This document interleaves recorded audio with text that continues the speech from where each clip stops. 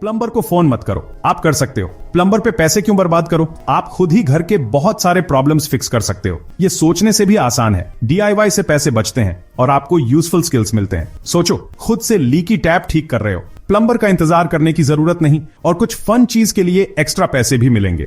यह गाइड आपको common house hold repairs tackle करना सिखाएगा। हम इसे सिंपल और इजी टू फॉलो रखेंगे। तो अपने वर्क क्लोथ्स पहनो, टूल्स लो और शुरू करते हैं। टपकता हुआ नल बहुत इरिटेटिंग होता है और पानी भी वेस्ट करता है।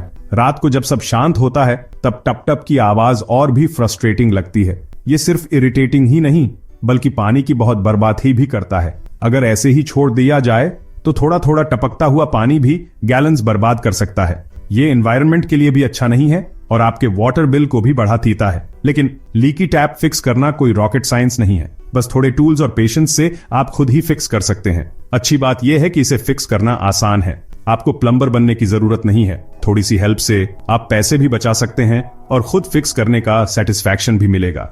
और ये आपके घर के बारे में सीखने का भी अच्छा तरीका है। सबसे पहले टैप का पानी बंद कर दीजिए। काम करते समय पानी गिरने से बचने के लिए ये स्टेप इंपॉर्टेंट है। सिंक के नीचे वाले वाल्व्स ढूंढिए। ये छोटे राउंड हैंडल्स होते हैं जिन्हें आप हाथ से घुमा सकते हैं। अगर आपको वाल्व्स नहीं मिलते हैं तो आपको घर का मेन वाटर सप्लाई बंद करना पड़ सकता है। ये किसी भी एक्सीडेंट से बचने के लिए इंपॉर्टेंट है। अगर पानी गलत जगह चला जाए तो बहुत नुकसान हो सकता है, इसलिए टैप को खोलने से पहले चेक कर लें कि पानी कंप्लीटली बंद है। सिंक के नीचे वाल्व देखिए और उसे क्लॉकवाइज घुमाइए। इससे टैप का पानी बंद हो जाएगा और आप बिना किसी इंटरप्शन के काम कर पाएंगे। अगर वाल्व टाइट है तो उसे घुमाने के लिए आपको रेंच यूज करना पड़ सकता है। अब सिंक को कपड़े से कवर कर दीजिए। इससे छोटे पार्ट्स ड्रेन में जाने से बच जाएंगे और सिंक पर स्क्रैचेस भी नहीं आएंगे। हैंडल के नीचे वाले पैकिंग नट को रेंच से ढीला कीजिए। ये नट हैंडल को पकड़े रखता है और एक बार ढीला हो जाने पर हैंडल आसानी से निकल जाएगा। ढीला होने के बाद आप हैंडल निकाल सकते हैं। कोई भी पार्ट खराब ना हो इसलिए ध्यान से कीजिए। अगर हैंडल स्टक है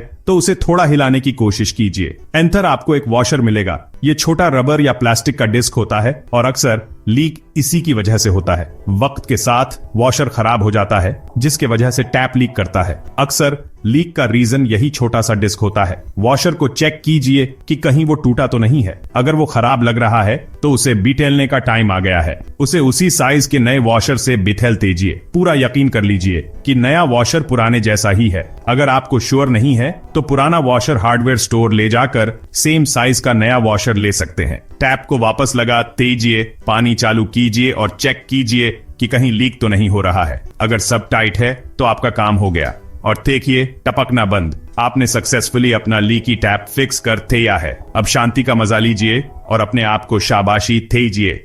ढीले हिंजेस की वजह से दरवाजे झुक जाते हैं और आवाज करते हैं।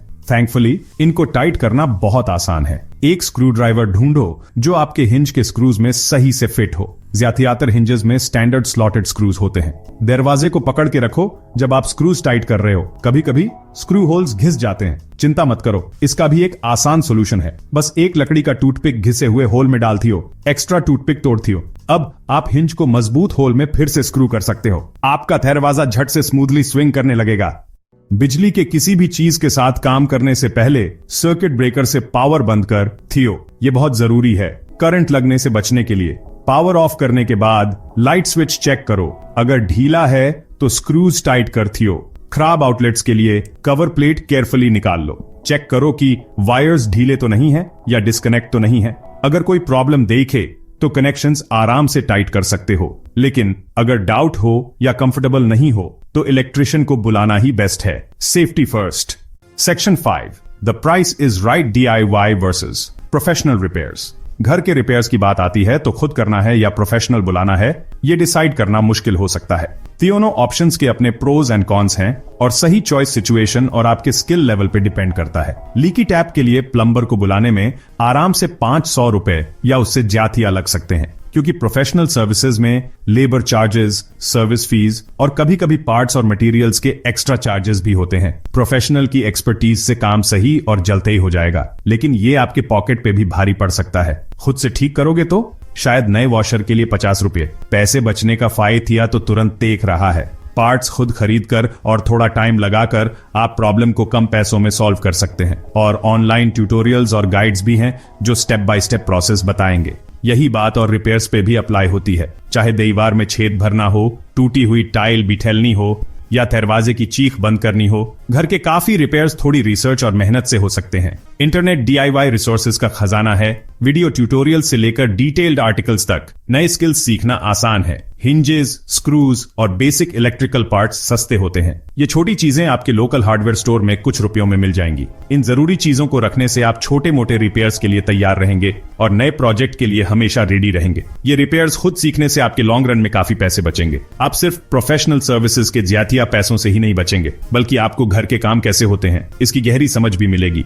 ये नॉलेज बहुत एम्पावरिंग हो सकता है और फ्यूचर में और भी बड़े डीआईवाई प्रोजेक्ट्स करने की हिम्मत दे सकता है। प्लस आपको वैल्यूएबल स्किल्स और खुद करने की सेटिस्फैक्शन मिलेगी। अपने हाथों से कुछ ठीक करने में एक अलग ही खुशी मिलती है। ये कॉन्फिडेंस बढ़ाता है और एक फन और रिवॉर्डिंग हॉबी भी बन सकता है। तो अगली बार जब आपको कोई छोटा घर का रिपेयर करना हो तो सोचो आप कितने पैसे बचाओगे। अपने स्किल्स और नॉलेज में इन्वेस्ट करने के लॉन्ग टर्म बेनिफिट्स के बारे में सोचो। शुरू में थोड़ा मुश्किल लग सकता है, लेकिन फायदे इसके लायक हैं। ये आपको अपना टूल बॉक्स उठाने और डीआईवाई ट्राई करने के लिए इंस्पायर कर सकता है। क्या पता आपको होम इंप्रूवमेंट का एक नया शौक मिल जाए और आप बड़े और कॉम्प्लेक्स प्रोजेक्ट्स कॉन्फिडेंस से करने लगे।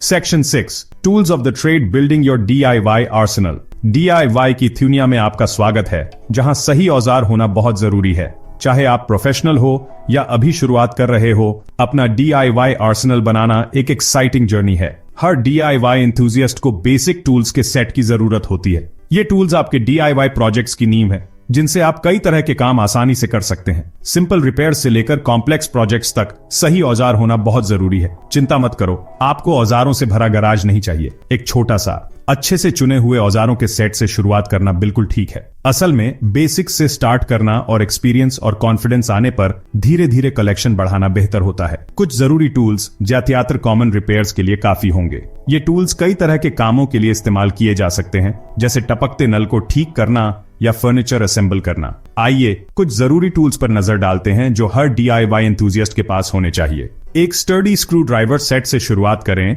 जिसमें फ्लैट हेड और फिलिप्स हेड्स थियोनो हों। ये स्क्रूज कसने के लिए जरूरी हैं और कई कामों में इस्तेमाल किए जा सकते हैं। एक अच्छा सेट आपको लंबे समय तक चलेगा और कई कामों को आसान बना देगा।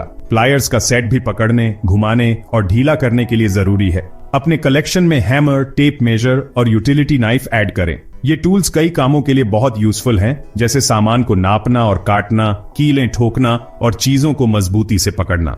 यूटिलिटी नाइफ एक ऐसा टूल है जिसका इस्तेमाल कार्डबोर्ड से कारपेट तक कई तरह की चीजें काटने के लिए किया जा सकता है। यह किसी भी डीआईवाई टूल किट के लिए मस्ट हैव है और आपके सेंगैग से ज्यादा काम आएगा। ये बेसिक टूल्स आपको घर के कई रिपेयर्स खुद करने के लिए तैयार करेंगे।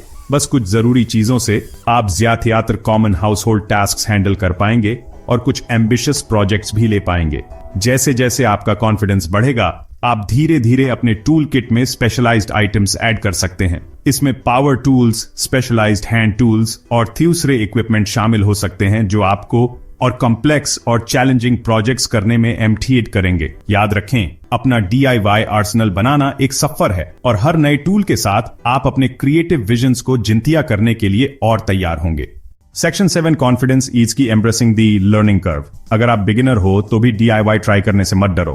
सबकी शुरुआत कहीं ना कहीं से होती है। आपको गाइड करने के लिए बहुत सारे रिसोर्सेज हैं। ऑनलाइन ट्यूटोरियल्स देखो, डीआईवाई ब्लॉग्स पढ़ो या किसी हैंडी थियोस्ट से एमटीएड मांग लो। छोटे से शुरुआत करना और धीरे धीरे अपने स्किल्स बढ़ाना जरूरी है।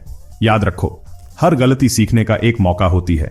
अगर कुछ पहली बार में परफेक्ट नहीं होता तो निराश मत होइए।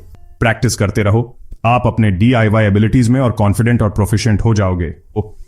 Section 8 share your success DIY community में शामिल हो जाओ। जब आप कोई रिपेयर सक्सेसफुली कर लेते हैं तो अपनी जीत दूसरों के साथ शेयर करो। ऑनलाइन फोरम्स या सोशल मीडिया ग्रुप्स ज्वाइन करो जो सिर्फ डीआईवाई के लिए बेन है। अपना काम दिखाओ, एडवाइस लो और दूसरों के एक्सपीरियंसेस से सीखो। किसी कम्युनिटी का हिस्सा बनने से डीआईवाई और भी मजेदार हो जाता है। हो सकता है आप किसी और को भी प्रेरित कर दें उनके खुद के रिपेयर्स करने के लिए। अपने डीआईवाई सफर को शेयर करना दूसरों से जुड़ने और खुद चीजों को ठीक करने की खुशी मनने का एक अच्छा तरीका है।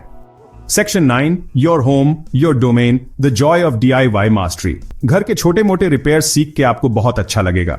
आप खुद के काम खुद करने लगेंगे और किसी और पे डिपेंड नहीं करना पड़ेगा। और ऊपर से जो पैसे आप DIY करके बचाओगे वो तो सोने पे सुहागा है। तो DIY स्पिरिट को अपनाओ और इस बात की खुशी मानो कि घर में कुछ भी खराब हो आप संभाल सकते हो। याद रखो, हर बार कुछ खराब होने पर किसी को बुलाने की जरूरत नहीं है, आप कर सकते हो। अब जाओ और अपने घर को दिखाओ कि बॉस कौन है।